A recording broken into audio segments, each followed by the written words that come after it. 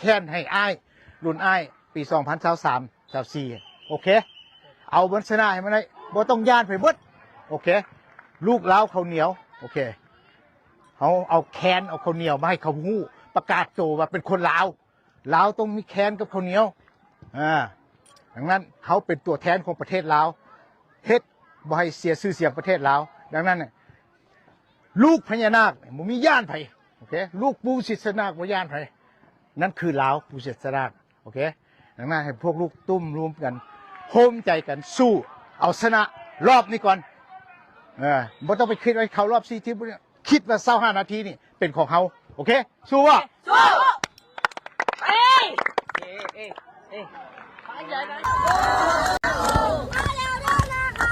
โอ้โห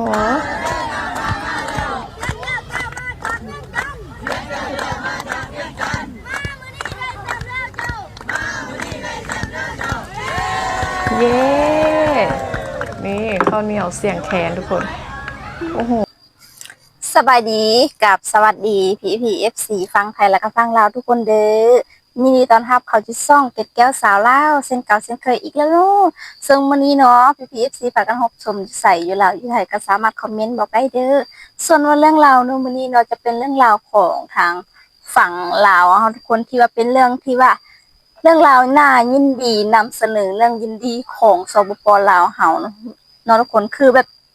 เป็นสิ่งที่น่าภูมิใจอีกนะทุกคนมีน้องๆที่เป็นนักกีฬาไปเตะที่มีชื่อเสียงโด่งดังในขณะนั้นก็คือน้องนัก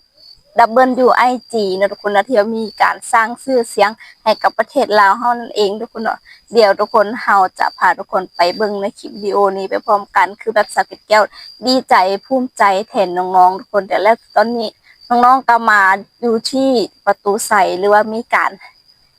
ทุกคนเนาะเดี๋ยวเราไปเบิ่งคลิปวิดีโอไปพร้อมกันเลยนะทุกคนเนาะ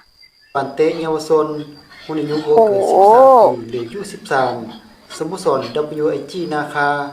แซมเตะบอลเยาวชนระดับนานาชาติรายการไอเบอร์คัพ2026ที่ประเทศโปรตุเกสถูกต้อนรับอย่างอบอุ่นภายหลังที่เดินทางฮอดแผ่นดินเกิดดินแดนข้าวเหนียวเสียงแคนสาธารณรัฐประชาธิปไตยประชาชนลาวในวันที่8กรกฎาคม2026นี้โดยมีท่านนางวิไลวรณ์จันทรตรีรองประธานคณะกรรมการปกครองนครหลวงจันทร์มีรองหัวหน้ากรมกีฬาระดับสูง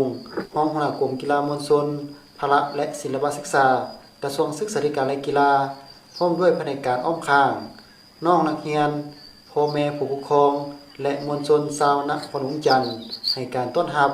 และร่วมแสดงความยินดีนำที่สวนประตูไซนครหลวงจันทร์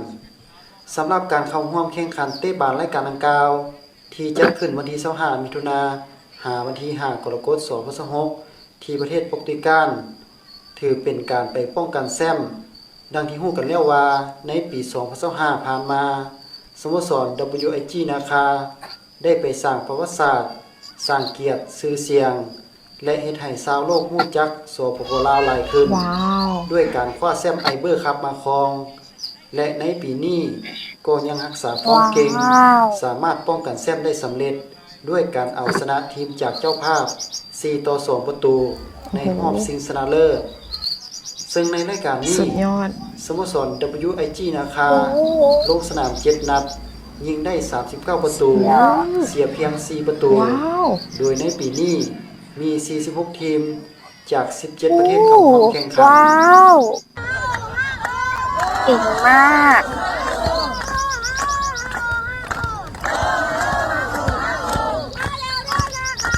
โอ้โห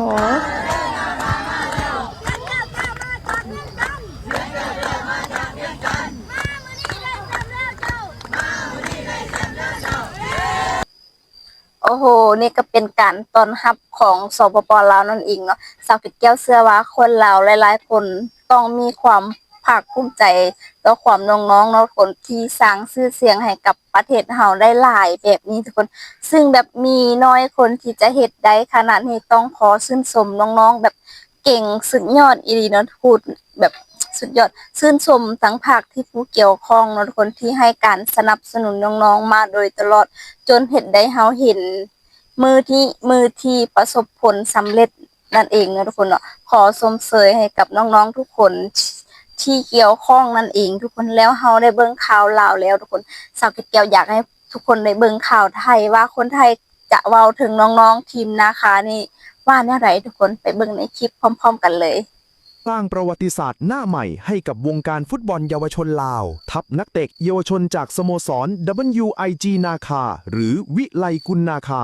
เดินทางกลับถึงนครหลวงเวียงจันทร์สปปลาวอย่างปลอดภัยแล้ว เมื่อวันที่ 8 กรกฎาคม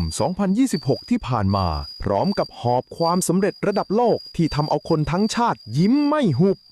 งานนี้พวกเขาไม่ได้มาแค่ถ้วยเดียว แต่คว้าแชมป์กลับบ้านถึง 2 รุ่นอายุแบบตึงๆ อุ๊ย รุ่น สุดยอด U10 โชว์ฟอร์มโหด บุกไปคว้าแชมป์อันดับหนึ่งจากรายการ MIC Cup 2026 ถึงประเทศสเปน ส่วนรุ่น U13 ก็ยอดเยี่ยมไม่แพ้กัน สามารถป้องกันแชมป์ในศึกฟุตบอลเยาวชนระดับโลก IBER Cup 2026 ที่ประเทศโปรตุเกส สร้างประวัติศาสตร์คว้าแชมป์เป็นสมัยที่ 2 ติดต่อกันได้อย่างงดงาม บรรยากาศการต้อนรับที่สนามบินเต็มไปด้วยความอบอุ่นและยิ่งใหญ่สมเกียรตินำทัพโดยตัวแทนการนำพักรัฐ คณะผู้บริหาร ครอบครัว แฟนบอล รวมถึงน้องๆนักเรียนจากหลายโรงเรียนที่มารอรับฮีโร่ตัวน้อยของพวกเขากลับบ้าน และไฮไลท์สุดเท่คือขบวนรถฮาร์เลย์เดวิดสันถึง 50 คัน ที่จัดเต็มมาร่วมนำขบวนต้อนรับทัพนาคาอย่างยิ่งใหญ่ ความสำเร็จครั้งนี้เกิดจากความมุ่งมั่น ระเบียบวินัย และหัวใจนักสู้ของน้องๆ รวมถึงการวางแผนที่ยอดเยี่ยมของทีมโค้ชและประธานสโมสร ขอเสียงปรบมือดังๆ ให้กับความสำเร็จที่พิสูจน์ให้โลกเห็นว่า ศักยภาพของฟุตบอลเยาวชนลาว โดดเด่นและยอดเยี่ยมไม่แพ้ชาติใดในเวทีสากลจริง ก่อนอื่นก็ต้องขอบคุณนักข่าวไทยที่เสนอเรื่องราวแบบนี้ดีๆของบ้านเฮานั่นเองก็คือแบบเป็นความภูมิใจของชาวลาวนี่คือฮีโร่ของบ้านเฮาอีหลีเนอะคือสำหรับสาวเกตแก้วก็บ่ค่อยได้เบิ่งเตะบานแต่ว่าแบบได้เห็นข่าวเลยว่าเฮาก็ดีใจนะคนมีความภูมิใจคือแบบสาวเกตแก้วได้เบิ่งนะคนสุดยอดเก่งอีหลี แล้วก็ชื่นชมเนาะสำหรับสาวเกตแก้วเองก็ต้องขอให้กำลังใจ แล้วก็ขอชื่นชมน้องๆอีหลีคนเก่งแหงแล้วรุ่นเก่งหลายเนาะทุกคนสำหรับไผที่ว่าติดตามน้องๆก็บรรยูIG นะคะก็สามารถส่งให้กำลังใจให้น้องๆด้วยการคอมเมนต์ใต้คลิปใดแล้วไผที่ว่าติดตามน้องๆอยู่ก็สามารถคอมเมนต์บอกสาวเกตแก้วได้นะทุกคนนะสำหรับคลิปนี้สาวเกตแก้วก็จะได้ขอจบคลิปวิดีโอเพียงเท่านี้นั่นเองทุกคนเนาะถ้าใครที่จะใจดีมีน้ำใจอยากซัพพอร์ตก็อยากให้กำลังใจสาวเกตแก้วก็อยากกดคำโฆษณาเด้อแล้วก็ฝากกดไลค์กดแชร์เช่นเก่าเช่นเคยสำหรับคลิปนี้ทุกคนบ๊ายบาย